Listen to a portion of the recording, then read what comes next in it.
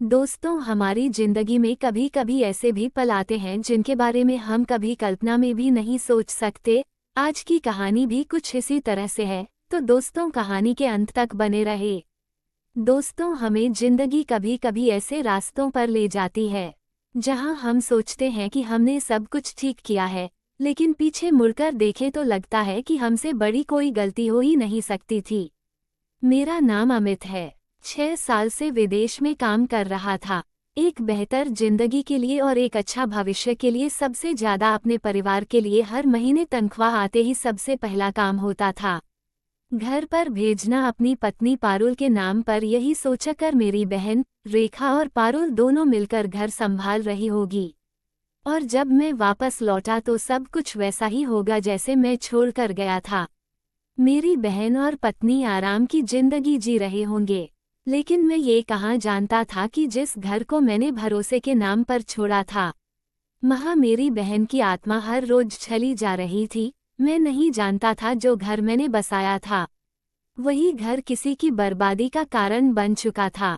जब 6 साल बाद लौटा तो घर में रौनक थी, सभी रिश्तेदार थे। दिवाली की पार्टी चल रही थी और पूरा घर रिश्तेदारों से भरा हुआ था, लेकिन मेरी आंखें लगातार अपनी बहन रेखा को ढूंढ रही थी, जो बचपन में राखी बांधे वक्त कहती थी, भैया तू मेरा भगवान है। मैंने अपनी पत्नी पारुल से पूछा, रेखा कहाँ है? उसने नजरों को चुराते हुए का त्योहार की तैयारी में व्यस्त होगी। इस दिल ने नहीं कहा, कुछ तो गलत है अमित, कोई है। जवाब ठीक नहीं लगा, क्योंकि रेखा हमेशा हर त्योहार में सबसे पहले घर पहुंची थी। वह हमेशा से मेरी सबसे करीबी थी। माँ बाप के गुजर जाने के बाद हमने एक दूसरे को ही माँ बाप माना था। मैंने पारुल से फिर पूछा, रखा नहीं आई? दिवाली में तो सबसे पहले आती थी। पहले नजरें चुराई, बोली शायद बाजार में होगी या कहीं तैयार की तैयारी कर रही होगी। तुम बैठो, मैं देखती हूँ। अगली सुबह मैं खुद निकल पड़ा, अपनी बहन को ढूंढने निकल पड़ा।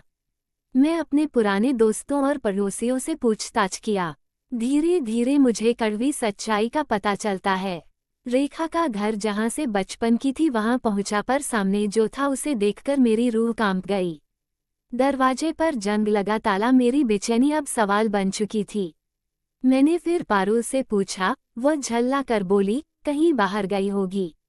तुम ज्यादा मत सोचो। लेकिन अब मैं सिर्फ सोच नहीं रहा था, मैं जानना चाहता था। खिड़की से झांका तो अंदर धूल की परत जमी थी।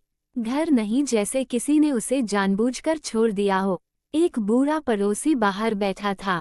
हाँ, मैंने पूछा, बाबूजी रेखा कहाँ है? वह चुप हो गया, फिर एक गहरी सांस लेते हुए बोला, बेटा बहुत दिन हो गए उसे गए हुए, कुछ ठीक नहीं हुआ। उसके साथ उसके शब्द मेरे कानों में एक जहर की तरह बोलते जा रहे थे। मैंने हर जगह पूछना शुरू किया, पुराने दोस्त, पड़ोसी, जानने वाले, और एक एक करके जैसे किसी ने पर्दा उठाना शुरू किया। पता चला जब मैं विदेश में था तब अपने पति के साथ रह रही थी। उसका पति पहले से ही बीमार था, लेकिन पारुल ने कभी मेरे भेजे पैसे रेखा तक नहीं पहुंचने दिए।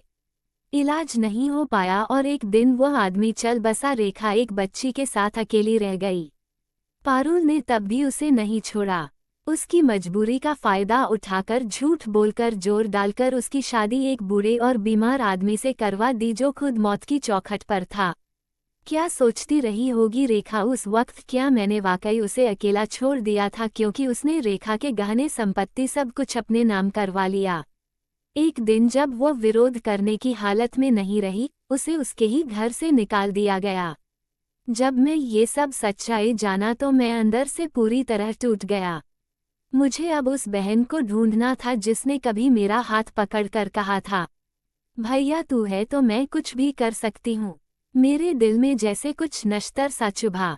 मैंने ठान लिया कि मैं उसे ढूंढ कर ही रहूंगा। मैं हर जगह गया, अनाथालय, महिला आश्रम, पुराने मोहल्ले, और एक दिन एक झुगी बस्ती में मैंने उसे देखा। शहर की एक कोने में बदबू से भरी एक झुगी बस्ती में बारिश से भीगी जमीन, कीचड़ में सने कपड़े पहने बच्चे खेल रहे थे। मैले से कपड़े, गोद में एक छोटा सा बच्चा और चेहरे पर एक ऐसा सन्नाटा जिसमें सालों की चुप्पी दबे पांव रो रही थी। वहां मैंने उसे देखा। उसका चेहरा झुलसा हुआ, बाल बिखरे हुए थे और गोद में एक नन्हा बच्चा था जिसकी आंखों में भूख नहीं आदत थी। वह न तो भीख मांग रही थी न शिकायत कर रही थी, बस जिंदा थी, जैसे मौत से बड़ी कोई सजा भुगत रही हो। मैं दौड़कर गया। रेखा, उसने कुछ पल मुझे देखा और फिर जैसे वक्त रुक गया। उसकी आंखों से आंसू बहने लगे। बिना किसी शब्द के उसकी आंखों से टपकता एक एक आंसू मुझे कह रहा था, तू आया भैया। मैंने उसे गले से लगा लिया। उसे एक पल में मैं खुद को जितना बेबस महसूस कर रहा था, शायद उससे ज्यादा कभी किसी युद्ध में हार का गम नहीं होता। मैं उसे उसके बच्चे को लेकर वापस अपने घर आया। पारुल दरवाजे पर खड़ी थी, सवालों से सफाई, उसे झूठी नम आंखों से, लेकिन अब मेरे दिल में उसके लिए कुछ नहीं बचा था। मैंने कहा, जिसने मेरी बहन को घर से निकाला वह मेरे घर की हकदार नहीं हो सकती। मुझे देखते ही समझ गई कि अब सच्चाई सामने है। वह बोली, अमित प्लीज, मैं डर गई थी, मजबूरी थी, मुझे माफ कर दो। मैंने उसकी आंखों में देखा और कहा, जिस दिन तुमने मेरी बहन को दरवाजे से बाहर किया था, उस दिन से मेरा रिश्ता भी इस घर से बाहर हो गया था। मैंने उसी वक्त पारुल से रिश्ता तोड़ने का फैसला कर लिया। वो गिर गई, माफी मांगी, लेकिन कुछ रिश्ते एक बार टूट जाए तो शब्दों से नहीं जुड़ते। इसके बाद शुरू हुई हमारी लड़ाई, कानून की लड़ाई। मैंने अपनी बहन के लिए वह दरवाजा खटखटाया जहां कभी वह अकेले गई थी और लौट आई थी बिना जवाब के, लेकिन इस बार उसका भाई साथ था। वकीलों, कोर्ट, कागज, गवाह, हर कदम मुश्किल था, लेकिन अब मैं पीछे नहीं कर सकता था। हर बार जब रेखा के चेहरे पर डर था, मैं कहता, अब कोई तुझे नहीं छू सकता, अब तेरा भाई साथ है। कुछ महीनों बाद फैसला आया।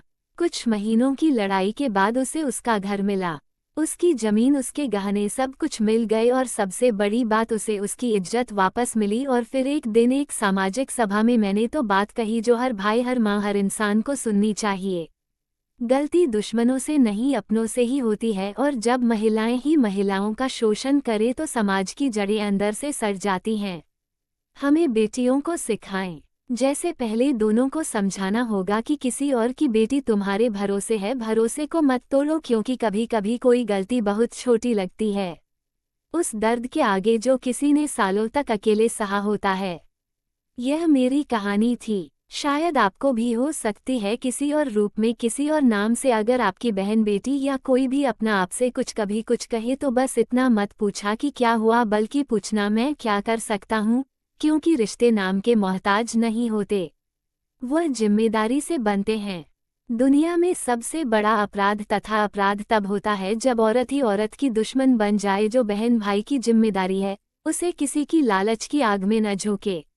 मैं आज हर भाई से कहता हूँ, पैसे भेजने से जिम्मेदारी पूरी नहीं होती।